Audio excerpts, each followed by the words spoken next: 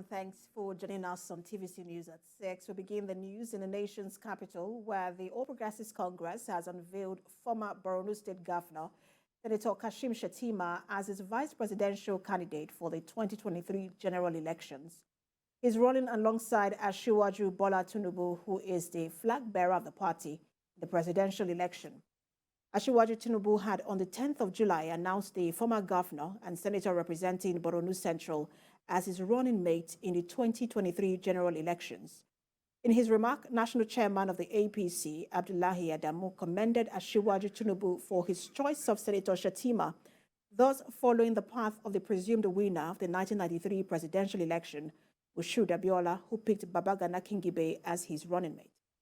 Asiwaju Tinubu lauded chieftains of the APC for the endorsement of the party's vice presidential candidate.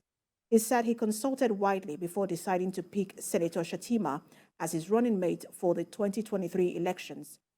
The 55-year-old senator, born on the 2nd of November 1966, was a two-term governor of Ondo State between 2011 and 2019.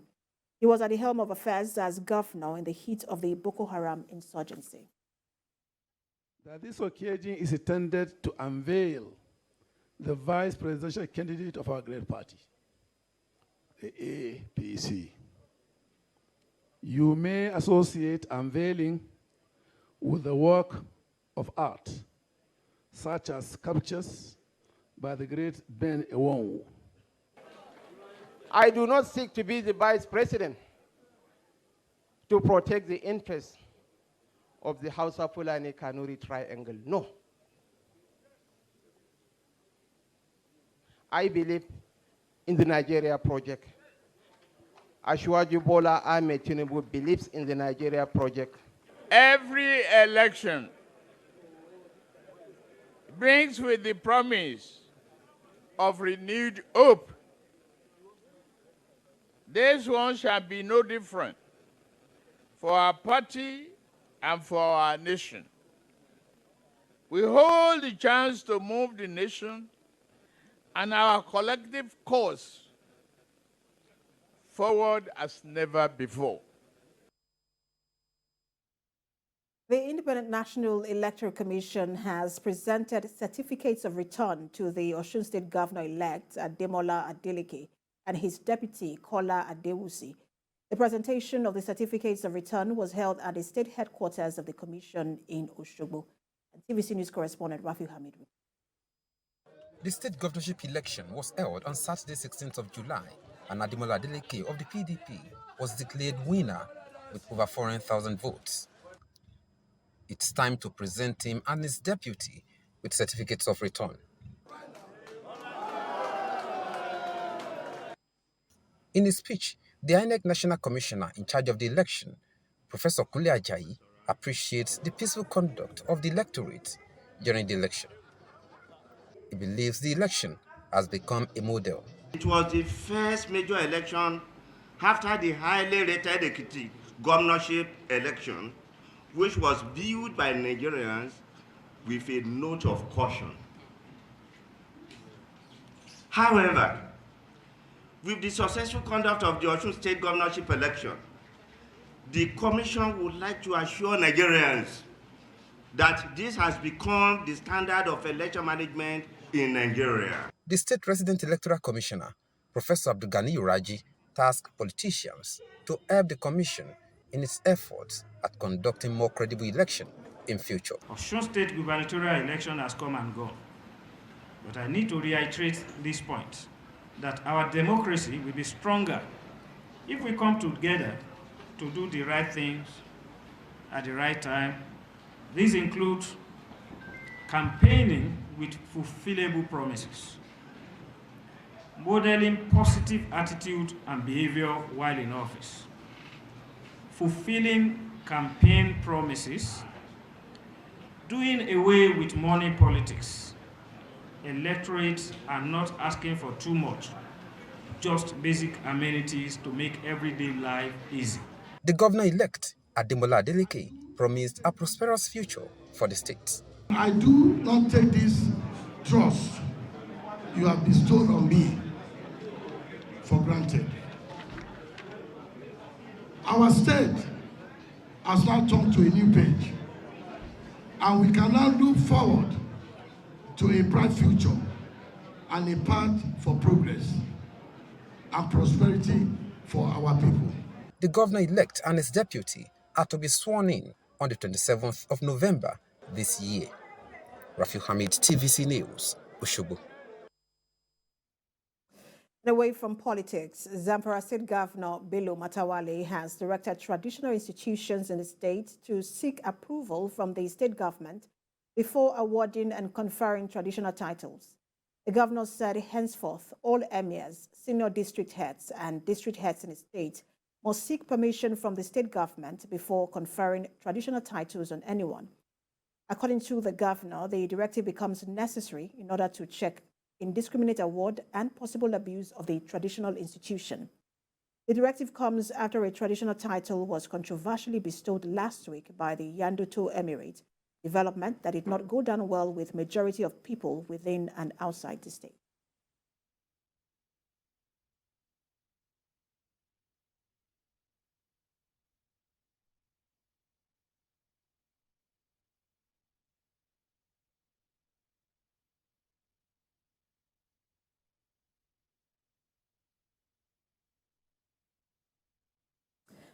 Last on to Benue State, where the command of the Nigerian Security and Civil Defense Corps, NSCDC, has paraded 7 suspects for various other criminal offenses in Makurdi.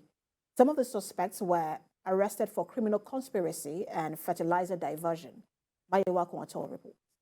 Known as the food basket of Nigeria, the most common occupation in Benue State remains farming. To be a productive farmer, you need fertilizer. Now, some of these suspects were arrested for criminal conspiracy. Suspected case of fertilizer diversion of 16 bags of different brands of fertilizers. So what I know is not, when you people watch the fertilizer sign here, make people check. It's not adulterated fertilizer. It's fertilizer where people they are using all the time. Even here, what we do now, we didn't know. As they tell us to pick this fertilizer outside, when I watch it, there is bag way open, small. So it's through there. If the fertilizer kg didn't reach, it's where they are getting the mistake. Here is another suspected case of child trafficking and trafficking in persons. Both victims and suspects narrate their sides of the story. Tabitha told us that she has a supermarket there and a bar which she do sell beer and sell clothes. So she said she would take us there. So we said that, okay, since it is that business, we will go. We are staying in Burkina Faso, which they were slaves, turning people, children to slaves, sleeping with men every blessed day and night, without food. If you refuse to do that work, they will not give you food. The suspect me say I carry guests travel. I'm my first time be this. Say na work, they come meet me, say they won't work. I say okay, we'll go that side. Work dey there, any work dey there. The state commandant who led the parade enlightened parents and guardians about the dangers involved in giving out their awards to acclaimed helpers. Either a friend or a family member will say, let me help your daughter. All of them are female. I want to help them to find job. Usually, it's not job finding. Most end up being slaughtered for what we call organ harvest. And most are used for rituals. And then most end up as sexual slaves. And those who are lucky become just half help, not for any education. It is important to note that the NSCDC is responsible for ensuring that different farming inputs like fertilizers are in the right quality. Mayowa Okwato, TVC News, Makurdi. Away from Benue State, let's turn to the nation's capital, where President Muhammadu Buhari has launched a compendium containing a total of 266 ecological projects completed across the country in the last 7 years. The president said 332 ecological projects were approved during the period under review, out of which 266 were accomplished, while the remaining 66 are at different stages of completion. The president launched the publication before the commencement of this week's Federal Executive Council meeting. The commended the Secretary to the Government of the Federation and the management team of the Ecological Project Office for the judicious use of available resources for the effective implementation of approved projects, as well as the initiative for the publication. The President directed ministries, departments, and agencies to showcase their performance and achievements to the public. The Secretary to the Government of the Federation, Boss Mustafa, told the President that the 554-page publication is aimed at keeping the public abreast of the efforts of the administration in addressing verified ecological problems across the country.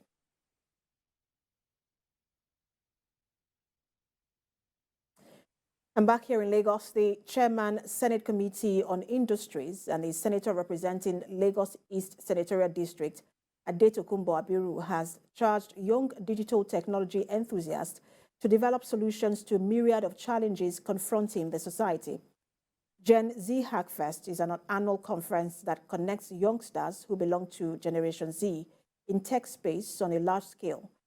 The well-attended event affords ambitious Gen Z techies to come together and put their creative and coding skills to test, building solutions to problems of Africa. The event held at the Zone Tech Park, Bagada, Lagos, attracted hundreds of young persons from the Lagos East Senatorial District and outside Lagos. You look at the realities of the environment. So what are the realities of today? Number one, if you look at our demography, the people below the age of 35, they account for almost 65% of our population. And we have very high percentage of youth unemployment. You understand what I'm saying? So it just stands to reason that that is one area that we need to address. And you can see all the restiveness that you see around the country. Those are part of the issues. We've got to find a way to give hope to this teeming population. You understand? So that at least they can find jobs, they can see the future and also be part of the evolution that we see in the world today. That's essentially why the focus is more around the youth and the entrepreneur. Thanks for staying with us. Chairman, National Hajj Commission of Nigeria has charged the Saudi authorities on Hajj affairs to ensure information is disseminated quickly and arrangements made early for the next Hajj for a seamless exercise. Zikrullah Hassan stated this while speaking at the closing ceremony for the Hajj season, organized by Company of Mutawifs for Pilgrims from non-Arab countries in Mecca. Senior reporter Adedoja Salama Deniyi has more. It's a gathering of heads of Hajj missions in Africa and non-Arab countries. Their meeting with Mutawifs, that is, the organizers of Hajj, is based on how to improve on the next. Speaking on behalf of all Hajj missions in Africa, Chairman, National Hajj Mission of Nigeria, says issues like poor communication affected preparations and arrangements for African pilgrims of non-Arab countries. We, the officials of pilgrims offices of African and Arab countries, greatly acknowledge your effort in serving the pilgrims. And we ask Allah subhanahu wa ta'ala to count them in manifolds among your good deeds. Your contribution were vital to the success of this year's Hajj. We Hajj offices assure you of our cooperation in achieving our overall common goal, which is to ensure the best services to the pilgrims. This year's Hajj was an improvement of the last, especially with the upgrade of facilities at Mina, Arafat, and Muzdalifa. Chairman of Mutawif's board promises that the next Hajj will be better. Your company does not want to provide service only, but we intend to please the pilgrim. We intend to make her journey and his journey the most satisfactory, memorable journey of a lifetime. This is our objective, and inshallah, next year you will see complete departure from certain practices. The event also witnessed a traditional folklore performance by Arab troupe, as well as presentation of gifts to Nakon and all participating African non-Arab countries. Aside from the effective information dissemination, Welfare of African countries is also key in Mina, where pilgrims observed their Hajj rites. Nigerians expressed displeasure over poor feeding services by Saudi Arabia authorities and called for their local foods. These are parts of the issues to be looked into in 2023 Hajj. Adidoja Salama Diniyi, TVC News, Mecca. Let's now turn to health matters. A report that reviews the implementation of the Basic Healthcare Provision Fund by major health agencies has been launched. The State of Primary Healthcare Service Delivery in Nigeria report hopes to redirect actions towards improving healthcare service delivery across the country for the health benefit of all Nigerians. Health correspondent Kemi Balogun has more. The National Health Act aims to substantially increase revenue and improve primary healthcare services through an important component, the Basic Healthcare Provision Fund. But there still remains an inability of primary healthcare centers to provide basic medical services to the Nigerian population. In order for additional revenue to reach primary healthcare centers efficiently, it is necessary that strategies are in place to ensure accountability for implementing the BHCPF. The place where more people live at the primary level, in the rural areas, had the least funding because of the inadequacy of state resources in that sense. So the Health Act and the Basic Healthcare Provision Fund was conceived or conceptualized to make it look like if money is available, if more money is available at that level, it can improve service delivery at the primary healthcare. Can you imagine this all, that the health sector return money back for not spending? It happens in this 2022. If we ask, it's only 2 years, 2018 and 2019, that has been released. We still have 3 years' money lying in account, and Nigerians are sovereign. BHCPF is essentially not primarily a health sector reform, but is also a public financial management reform. The launch of the State of Healthcare Service Delivery in Nigeria report hopes to stimulate action towards improving healthcare delivery across all levels of the 36 states and the FCT. This report, which provides comprehensive assessment of the implementation of Basic Healthcare Provision Fund by ranking the health system performance across the 36 states and the Federal Capital Territory, use a standard group of health system indicators and recommended pathways to increase utilization at the subnational level. The report evaluated states based on enabling legal and policy environments for health and health planning, service delivery, and community involvement. Only a little fraction of primary healthcare facilities across Nigeria are fully functional, while majority of them cannot even provide the necessary and essential medical services for the teeming population. Kemi Balogun, TVC News, Abuja.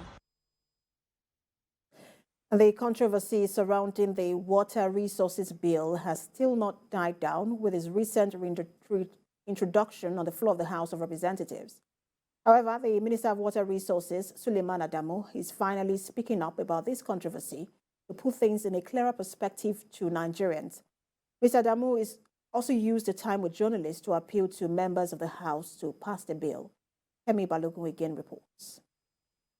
It seems the federal government has been putting one step forward and taking 3 steps backwards since the first introduction of the Water Resources Bill to the National Assembly in 2017. Several reactions trailed the bill, claiming that it is a ploy by the federal government to have the full powers to engage in land grabbing. This was denied with the document passing through as an executive bill in 2020. But this decision was reinstated by the House of Representatives 2 months after a motion was moved by a member stating that it was not properly passed. Now it is time for the man at the helm of affairs of the ministry in charge of water resources to try and put all controversies to rest. Today, I will refer you to the Watchdog report. Go and see.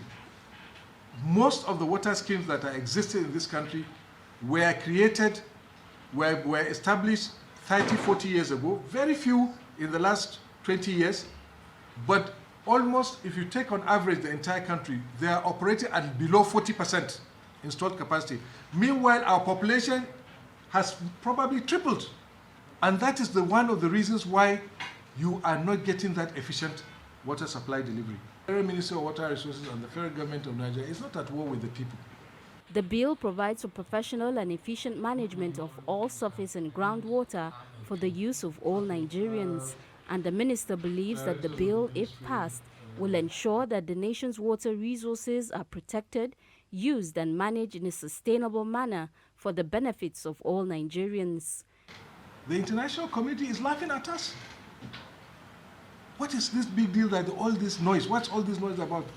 Please let common sense prevail. And let us rest this matter and allow the National Assembly to look at this bill dispassionately. President Muhammadu Buhari presented the bill to the 8th National Assembly in 2017. It was tagged a bill for an act to establish a regulatory framework for the water resources sector in Nigeria, provide for equitable and sustainable redevelopment, management, use and conservation of Nigeria's surface water and groundwater resources, and for other related matters.